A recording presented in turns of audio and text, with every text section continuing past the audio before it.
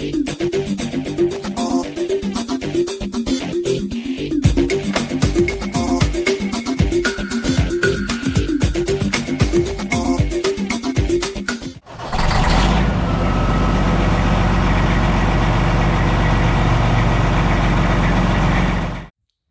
everybody, welcome back to Area 52, the channel where I show you that more is possible for an amputee than what you might think. For those of you that are new to this channel, my name is Bobby and I'm an amputee. And on this channel, I like to use this platform to be able to show what I'm able to do as a one-handed individual and hopefully inspire other people so that if somebody else ends up in a similar situation as me, being that, lost a hand or a leg or something like that, they might be inspired to continue their life as normal, because it is possible, even though some things are a little bit more difficult. So to the people that are returning to my channel, welcome back. It's great to have you. I'm so happy that you're here after all this time. It's been 3 years and I sincerely apologize, but as you know, sometimes life gets in the way, and in my case, YouTube got backburnered. So going on in today's video here, I'm doing something completely different for the channel. I'm using this video as a pilot to potentially be taking this channel in a different primary direction. Today you join me in my semi. Over the last 3 years that I've been absent here, I have gotten my CDL, I've started a new career, and now I drive a fuel tanker for a living. And in this video, as you probably guessed by the name of the video here, I think I'm going to try and turn this channel into more of a trucker vlog. I'll still do some of this other stuff on the side periodically, but I want to use this video as a pilot and let you guys let me know if you like this content and you want to see more of this content. And if you do, comment. And also, hit the comments and let me know what you want to see more of as well, and I will try to take care of that for you. So anyway, let's get to this video. You join me. I am taking a load of diesel from Niles, Michigan to Lagrange, Indiana. And we pick up after I've already loaded in Niles and we're taking off. So sit back, enjoy the ride, and I hope you guys enjoy the video. Got a full load, 7,700 gallons of premium diesel on board. And we're taking it from Niles, Michigan here to Lagrange, Indiana. It's just a little bit over an hour drive, and we're going to be doing a split pump off load. I'll show you what that means here in a little bit when I get there, but it's a pretty decent paying load. Out of Peru, Indiana, it actually pays a little bit better because it's a further distance. It's like 2 hours and 10 minutes out of Peru, but this will get me home a little bit quicker. So to answer a question, first and foremost, what am I driving? Hold on a second, I'll answer that once I get loaded again. Getting out here on 3rd Street can be a little bit of a headache. I'm out of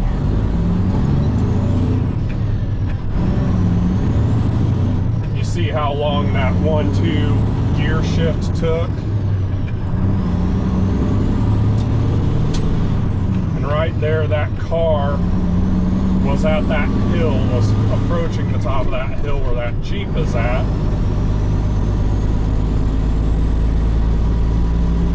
It's tough. You either gotta grow some balls and go, or wait for the perfect gap, which could take 10 minutes to get there. So anyway, back to the first question that y'all are probably wondering about. What is it that I'm driving? Well, this is my baby. I call her Fireball. She's a 2014 Freightliner Coronado, and I'm pulling, I believe it's a 2016 Beal 4-compartment fuel trailer. Now I know somebody's going to have to get in that comments and beat me up for driving a Freightliner, but let me tell you something. For one, this is the truck. If you think that this truck is a bad looking truck, then buddy, you're just blind. That's all there is to it. I think this is a very good truck, and I feel a very good looking truck, and I feel pretty darn fortunate to be able to drive it. But there are two main redeeming qualities for this here Freightliner.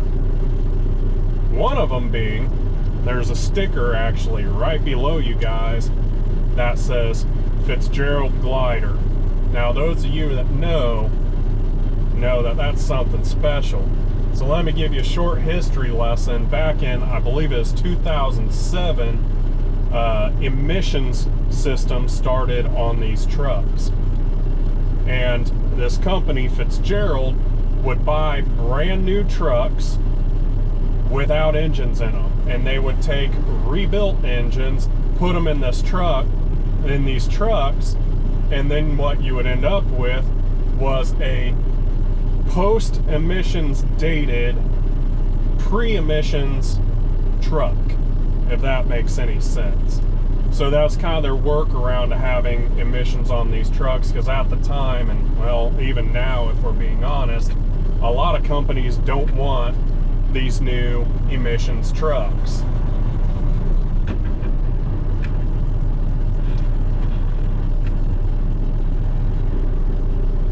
So that was their way around it. This has a Detroit 60 series in it, 12.7 liter. I believe it's at 525 horse. We got a Eaton Fuller 13-speed transmission in it. And I'm not sure of the rear gear ratios. I know it's pretty low. At 65 mile an hour, I'm doing about 1500 RPM. So I got a pretty low rear gear. Altogether, this truck package is pretty darn good for what I do. She's a little bit slow off the line, but that's a 60 series Detroit, and you know, you don't want to rail on these trucks. I mean, this truck makes me money. I need it to be running and running well, but she's got about 724 and a half on the clock, and I'm responsible for about a third of that, and I haven't had any major issues out of this engine. Now, I have had to have some stuff repaired here and there. We did end up putting a new set of injectors in it, basically as preventative maintenance.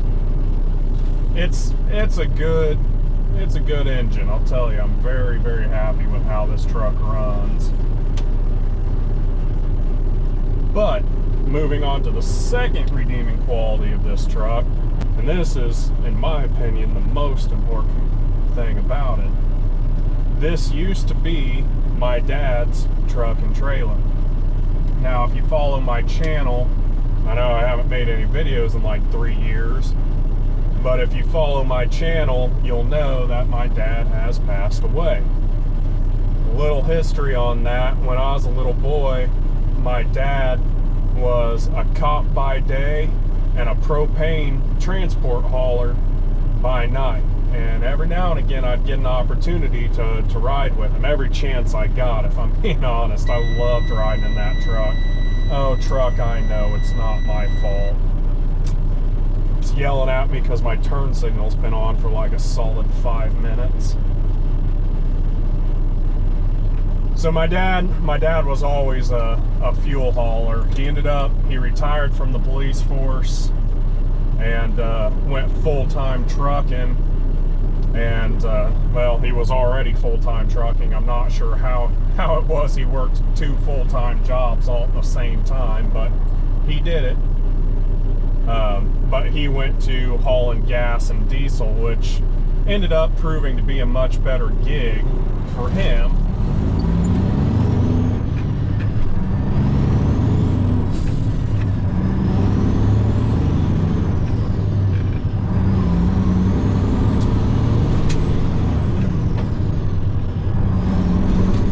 And he ended up, before he retired, probably 5 or 6 years before he retired, he ended up moving over to the company that I now work for, and he drove this truck and pulled this trailer.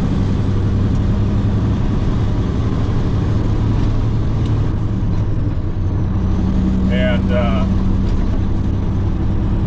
pretty much the whole time he drove for this company, he was battling cancer. It started out as melanoma on his right upper arm, and then it ended up spreading through his body and eventually got in his lungs and then in his brain over the span of like 7 years, and it ended up killing him. So I got my CDL before he passed away, so he at least knew that I had my CDL, and he actually kind of set up me getting this job. My boss came to see him when he was on his deathbed and told him, hey, you know, if you get better, I got a spare truck I'll put you in, I really want you back. And my daddy couldn't, he was too weak to speak at the time, but he started pointing at me, and that ended up sparking a conversation between me and my boss, and well, he ended up hiring me. So this truck is very special and very sentimental to me. Quite frankly, the way I feel about this truck, when it's time for me to die, they're going to have to roll this rig into the hole with me, because I'm hanging on to it. So anyway, that's the history of this truck, what it is, why it's special to me. You know, everybody likes a certain kind of truck. Most people like Peterbilts. Even I like Peterbilts, so I don't think I fit in them as well as far as day cabs go. You know, the old 379s and stuff like that.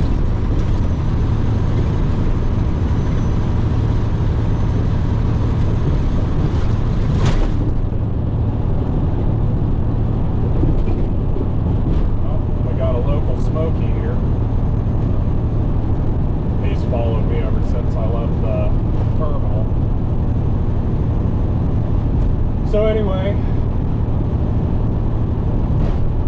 I think I'm going to put you guys in time lapse here in a minute, and we'll go ahead and motor on to Lagrange. Like I said, it'll take me about an hour and 15 minutes. It'll probably take you guys just a few minutes to get there.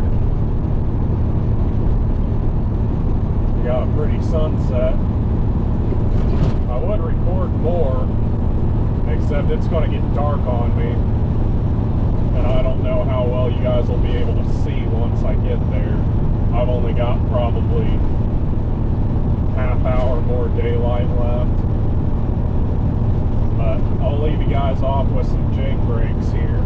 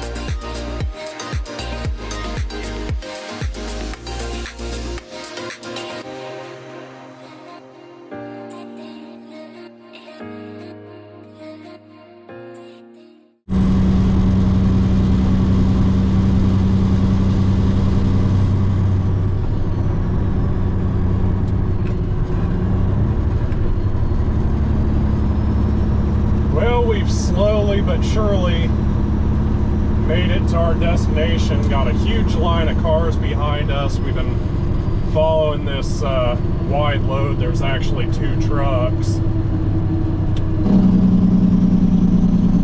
And of course they had to go a little bit slower. Nothing wrong with that. Gotta be safe out here, that's for darn sure. But these 4-wheelers, man, I don't know if you guys saw it or not, but I watched 2 different cars pass them on a double yellow. For one, passing on a double yellow is very illegal. And for 2, double passing is also illegal. I'm sure they couldn't tell that there were 2 of them because they were so far up those wide loads that they couldn't see the second truck. But we're pulling up. This big tank on our left here is the one that we've got to fill up. So I'm gonna take you guys down and get you set up so you can see how I get everything hooked up, and we'll get this show on the road. All right, so first things first, we got to check our tank level. We're at 1 foot 8.5. So that'll tell me how much to go ahead and pump off into this tank. This tank isn't big enough to hold everything I got, so when I'm done, I'm gonna take the rest of it and put it in that tank farm over there.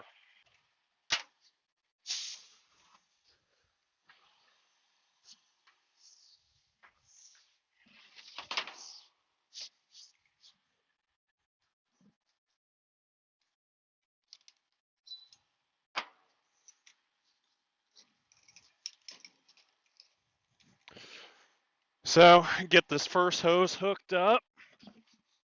I've got some valves to open up. This trailer, as I mentioned earlier, has 4 compartments in it and also 4 corresponding drop tubes that are all manifolded together, so I can open up valves and it's like, you know, this whole trailer goes to 1 drop. Makes it pretty nice. It's pretty convenient for doing stuff like this. So what we're going to start with, I have 3,500 gallons up in my front compartment, and I pretty well know that that will fit in this tank. The tank, I believe, is an 8,000 gallon tank. So as you saw, we're down below 2 feet in this tank. That should, 3,500 will get us close. Actually, what we're going to end up doing is taking most of what's on my trailer and putting it in this tank. My pump has a swivel fitting on it, which I've recently lost the cap for. I think it came off last night. I did a pump off last night. It must have come off on my way home.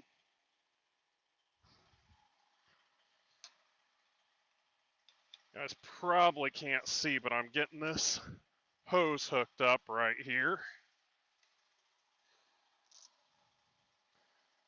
And then we'll bounce over to the other side real quick and get hooked up to the tank.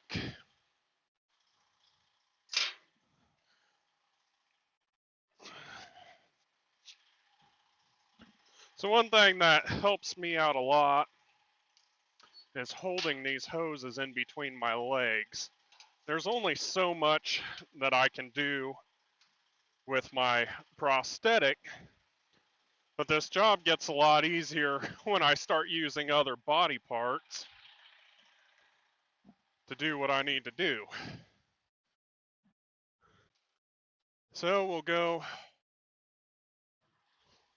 pull the valve, double check everything, and then we'll turn on my PTO pump, and we're going to pump off 3,500 gallons to start with, and then we'll just kind of have to feather it in from there. So stand by. This PTO pump is a air activated valve that runs off of my transmission. It's a power takeoff off of my transmission. So we're going to engage it here.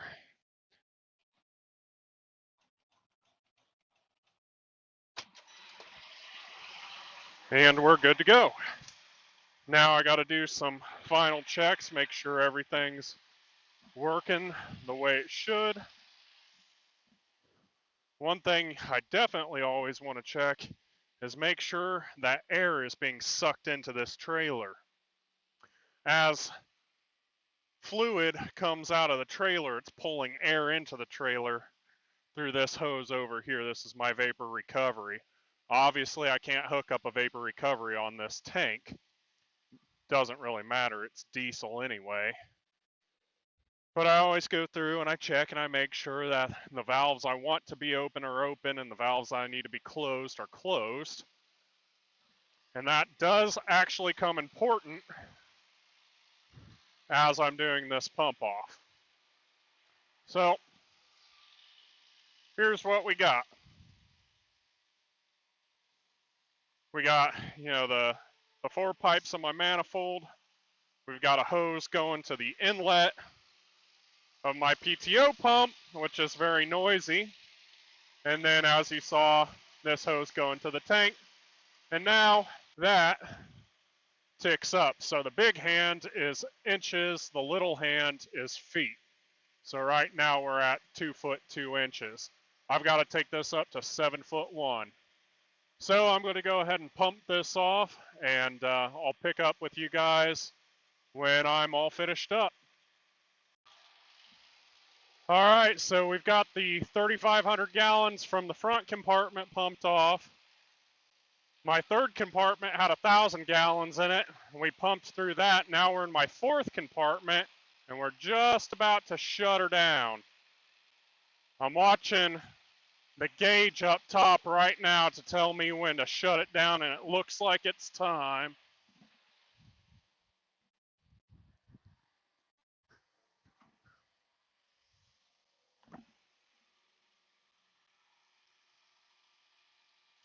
Looks like we're probably going to land a little bit over 7 foot 1, which is okay.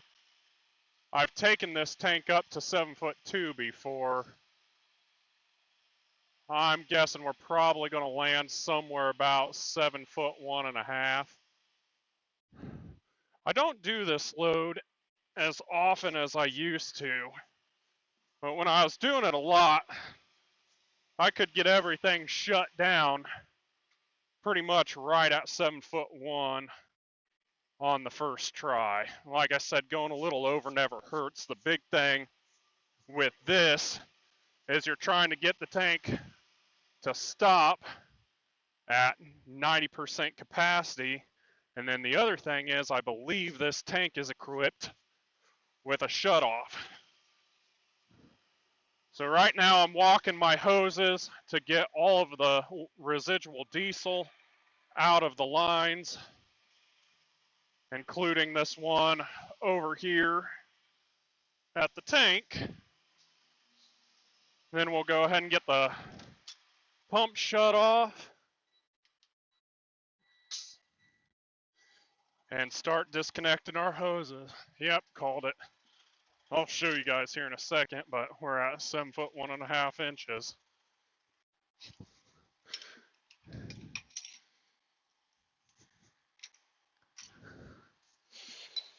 This is all pretty much just the opposite of how everything got hooked up.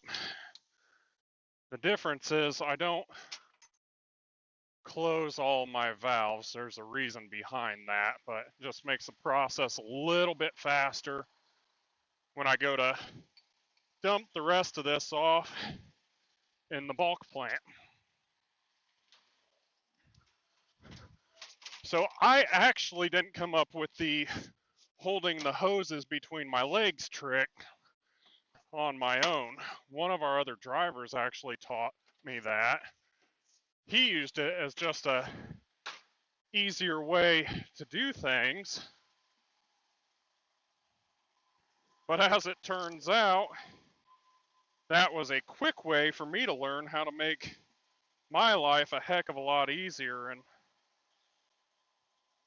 I think as far as our other drivers go, I've gotten pretty quick at doing this stuff to where I'm probably as fast, if not faster, than some of our other drivers.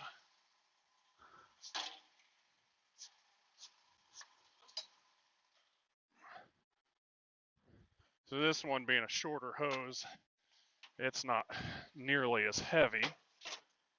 These are still pretty hefty hoses though. I'm not even going to try and lie about it, especially doing it all one-handed. Right now I got this rag to stuff in my pump so junk doesn't get inside of it. And I'll have to let the boss man know that I need a new cap. So now we'll go over there, get this thing backed in and hooked up, and then we'll be finished. See, there it is. 7 foot 1.5 inches. Almost hit the nail on the head. All right. We will go ahead and get this rig over into the bulk plant.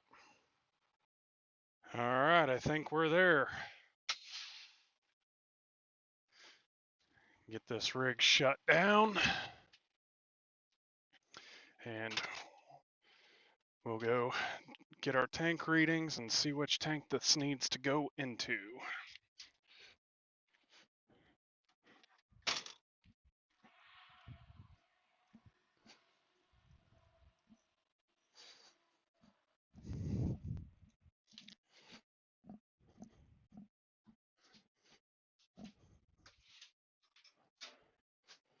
All right.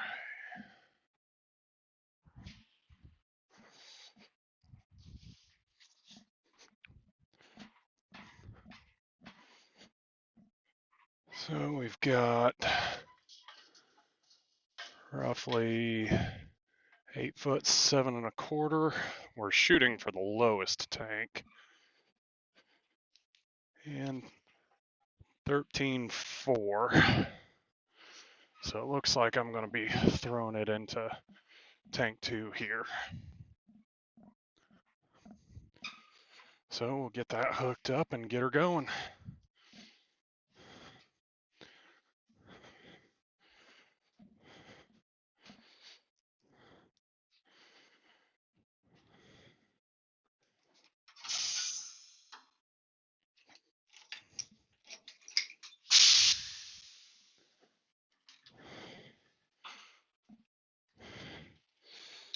Turns out we're already hooked up for tank 2. We had another driver here and they knew that I was coming with this load, which helped me out a lot. So, well, got a bit of a leak. So we'll tighten it up with this zip tie. Try that again.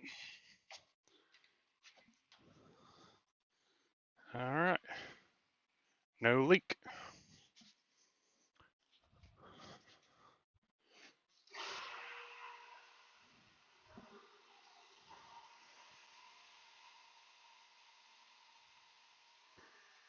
So once again, I want to make sure that the trailer's sucking air like it should.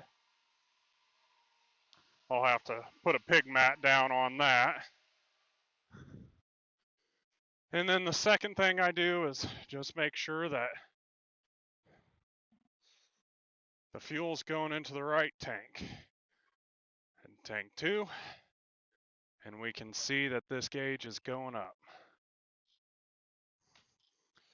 So now we just wait. Well, I didn't show it because my GoPro was just about dead, but we're all disconnected now. We're ready to truck it on home. I'm done for the night. This was my second load for the day. I don't know if I mentioned that earlier or not, but I'm all done. So about 7:30 now, it'll take me about 2 hours to get home. So I did my before and after readings on this big bulk plant tank. And what that does is it tells me how many gallons, using some math, that I put into the bulk plant here. And then I can subtract that from the amount of gallons that I had on my trailer, which was 7,500. And it comes to a grand total of 5,475 gallons that I pumped off in that 8,000 gallon tank over there.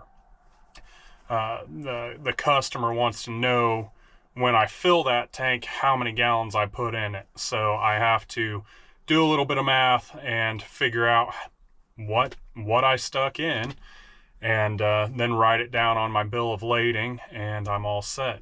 So anyway, if you guys made it this far into the video, thanks for sticking around. I hope you guys like it, and if you did, go ahead and leave a comment down for me down in the comment section. I would prefer, if you have nothing nice to say, just keep it to yourself. But anything else, if you have questions on anything that I did, go ahead and drop a comment. You know, let me know you're watching. Especially let me know that you made it to the end. I know this video probably turned out to be a little bit on the lengthy side. I'm going to try to pare that down a little bit in future videos. That was pretty long for one load. But anyway, if you would, give this video a like. Leave a comment. I'm going to be using the strength of this video alone to tell me whether or not I need to make more of these videos. So it's up to you guys. If you want to see more of this, tell me you want to see more of it by likes and comments. Anyway, everybody have a great day, great rest of your night, whatever it is for you at this time of watching. And hopefully we'll catch you on the next load. Later.